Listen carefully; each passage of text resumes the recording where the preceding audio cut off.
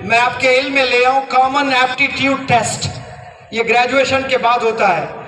ये ऐसे IIMs college होते हैं, अहमदाबाद में भी बिजनेस कॉलेज है और इंडिया में 20 या 25 बड़े कॉलेजेस हैं। उसमें अगर आपके बच्चे का दाखिला होता है 2 साल के बाद, एक पेन और एक पेपर आपके बच्चे को दिया जाता है। वो जेब में 1 रुपया नहीं होता है उसके, 100 करोड़ का फॉर्मूला आपको लिख कर देगा कि 100 करोड़ कैसे कमा सकते हो आप। ऐसी क्रिएटिविटी बच्चों में आती है। आज ये जो स्विगी देख रहे हो आप, उबर देख रहे हो आप, ओला देख रहे हो आप, जोमैटो देख रहे हो आप, ये फार्मूले, ये स्टार्टअप्स किसने बनाए हैं? ये बिजनेस कॉलेजेस ने बनाए हैं। आज हम लोग अपने ही बिजनेस में लाकर बच्चे को बिठा देते हैं कि ये मेरा बिजनेस है बेटा, बस तू चला। क्या पता तेरे बच्चे में वो इल्म है जो दुनिया को फतह कर सकता है, लेकिन आप वो पढ़ाई नहीं पढ़ा रहे हो। कॉमन एप्टीट्यूड CAT बड़ा टफ टेस्ट होता है। अगर किसी ने क्लियर कर लिया, उसकी सैलरी 10 लाख 15 लाख से शुरू होती है MNCs में। MNCs मल्टीनेशनल कंपनीज आकर पहले ही हफ्ते में बच्चे को आकर कहते हैं कि हम आपको 2 साल तक सैलरी देते रहेंगे, ये आपको स्कॉलरशिप के तौर पर। 2 साल होने के बाद आप हमारे कंपनी में आकर जॉब करना, हमें इंटरव्यू देना। इतना कॉन्फिडेंस होता है वो कॉलेज पर कि ये कॉलेज ऐसे बच्चों को तैयार करते हैं। ऐसे कॉलेज चलाने वाले, यहाँ जो बंदे बिजनेस में बैठे हुए हैं, वो लोग ऐसे कॉलेज को साबित करना है यहाँ पर इंशाअल्लाह। आप देखना 10 साल में सूरत का पूरी सूरत ही बदल जाएगी इंशाअल्लाह। एजुकेशन में एक रेवोल्यूशन आप लोग को ले आना है। मेडिकल कॉलेजेस सूरत में होने चाहिए, लॉ कॉलेजेस सूरत में होने चाहिए, इंजीनियरिंग कॉलेजेस सूरत में होने चाहिए, बिजनेस स्कूल सूरत में होना चाहिए। अल्लाह ने आप लोग को बहुत दौलत दे रखी है। मैंने UK जाना हुआ, देखा कितने मिलेनियर्स हैं, वो गुजरात के हैं सब, कैसे बड़े बड़े बिजनेस में हैं। और अल्लाह ने आप लोग को ये हुनर दिया है, पैसे बनाने का हुनर।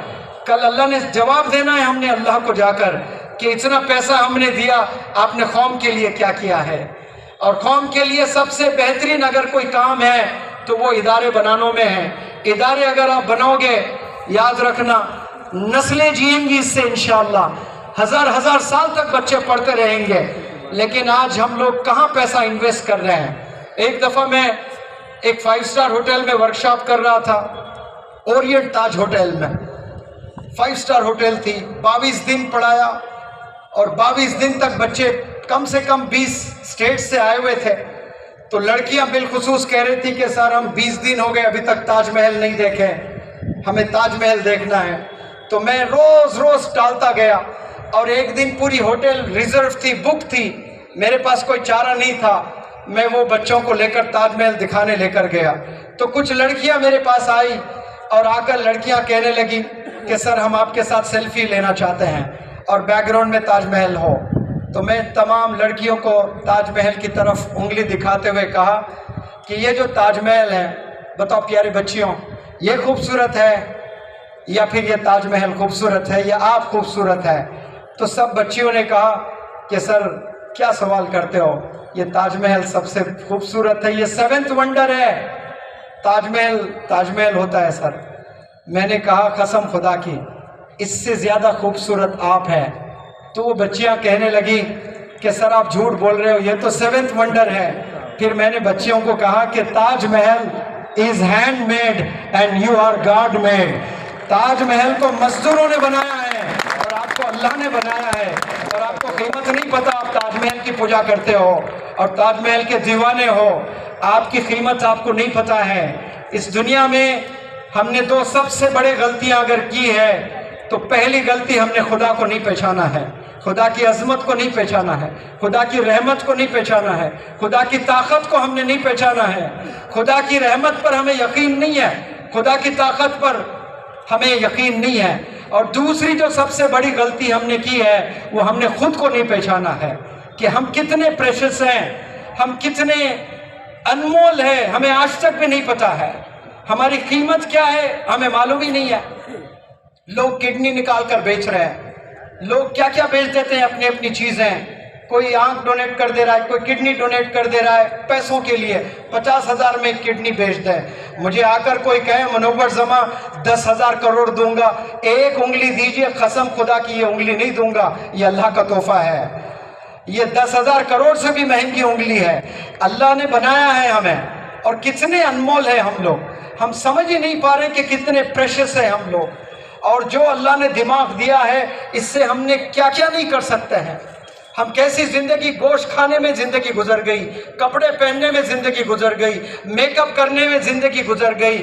आज से 100 साल पहले, आज से 120 साल पहले, या 500 साल पहले, 1000 साल पहले, न जाने कितने लोगों ने आसमान में परिंदों को उड़ते हुए देखा, लेकिन किसी बंदे ने गौर किया तो उसने एयरप्लेन बनाकर पूरी दुनिया वालों को सैर करवाया। उसको ख्वाहिश थी कि हम भी उड़ सकते हैं। इंसान परिंदों की तरह उड़ नहीं सकता है, हवाओं में राज नहीं कर सकता इंसान, लेकिन जहाज बनाकर ये प्रूफ किया कि हम भी हवाओं में उड़ सकते हैं। मछलियां पानी में तैर सकती हैं, हम इस किनारे से उस किनारे तक नहीं जा सकते हैं, मछलियों का मुकाबला नहीं कर सकते हैं, लेकिन हम कश्ती बनाकर इस किनारे से उस किनारे तक गए हैं। किसने बनाए? इंसानों ने बनाए हैं। एक माँ लेटर लिखती, अस्सलामु अलैकुम बेटा, तो दूसरे कंट्री को पहुंचने में 1 महीना लग जाता। वो बेटा वालेकुम अस्सलाम अम्मी जान, बहुत मुश्किल से जिंदगी कट रही है यहाँ पर, पता नहीं वापस आ पाऊंगा नहीं पाऊंगा, कैसे हैं सब घर में, वो लेटर का जवाब दे रहा है। फिर 1 महीना माँ को इंतजार करना पड़ता था।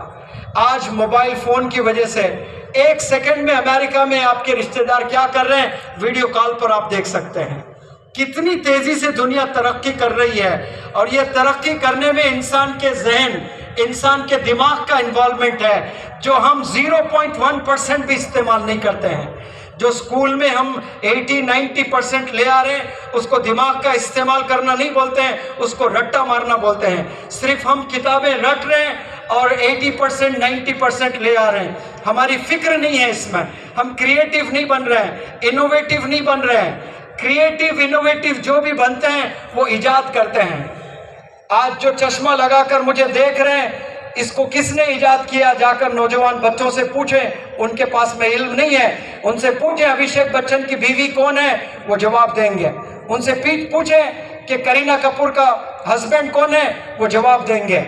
ऐसी जनरल नॉलेज उनके पास में है। एक आलिम दीन ने इन्वेंट किया था चश्मे को, आलिम दीन ने। पहले के उलमा इन्वेंटर्स थे, इन्वेंट करते थे, इल्म था उनके पास में कुरान का। इसके अलावा कई सारी दुनिया में फायदे होने वाले चीजें वो इन्वेंट करके लोगों का फायदा पहुंचाते थे। आज हम लोग इन्वेंट करना छोड़ दिए हैं। हमारी कौम कोई चीज इन्वेंट नहीं कर रही है, इन्वेंट करी हुई चीजों का हम इस्तेमाल करते हैं। रेफ्रिजरेटर किसी ने बना दिया। आप इमेजिन करो, पहले औरतें कपड़े धो धोकर, एक एक औरत के पहले 10-10, 12-12 बच्चे हुआ करते थे। 12 बच्चों के कपड़े धो धोकर शोल्डर्स घिस जाते थे, इतना पेन होता था माँ को। किसी ने ग्राइंडर बना दिया है, किसी ने वॉशिंग मशीन बना दिया। जिसने भी वॉशिंग मशीन बनाया उसने अपनी माँ को गिफ्ट नहीं दिया, गोया उसने पूरी दुनिया के माँओं के लिए गिफ्ट दे दिया है। क्या आपका बच्चा ऐसा कोई बनाने की जरूरत रखता है? क्या हमारे वालिदैन ने ये चीज़ बनाई है? क्या हमारे दादा दादी नाना नानी ने कोई चीज़ इन्वेंट की है? हमारे कौम से कोई इन्वेंट क्यों नहीं कर रहे हैं भाई? हम में वो जज्बा नहीं है। जिसने भी ग्राइंडर बनाया, जिसने भी रेफ्रिजरेटर बनाया, कितनी राहत इंसानियत को मिल रही है, इंसानों को कितना राहत मिल रहा है। आज हमारे पास ये चीज़ नहीं है। पैसा बस कमाना, यही जिंदगी का मकसद हम लोग समझते हैं। पैसा तो कमा लिया, इंसानियत जरी भी नहीं बची है। आज मोहल्ले में कौन है हमें नहीं पता है, अपार्टमेंट्स की जिंदगी हो गई है। बराबर घर में कौन है हमें नहीं पता।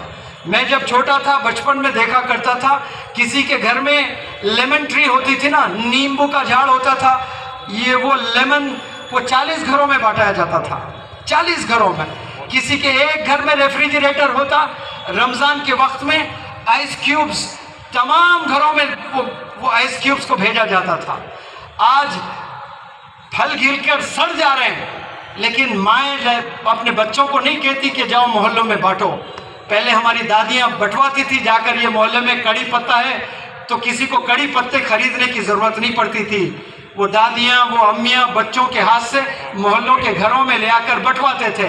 आज वो फल गिरकर सड़ रहे हैं, लेकिन कोई माँ को फिक्र नहीं है, कोई बाप को फिक्र नहीं है, बच्चों की तरबियत ही हम नहीं कर रहे हैं। पैसा तो बना लिया आपने, लेकिन बच्चों को सखी नहीं बना रहे, बच्चों को जेनरस नहीं बना रहे।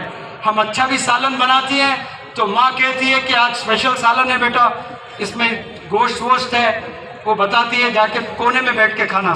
तो वो बच्चा जाकर रोज़ बच्चों के साथ खाता है। आज गोश्त बना तो वो जाकर कोने में बैठकर अकेला खा रहा है।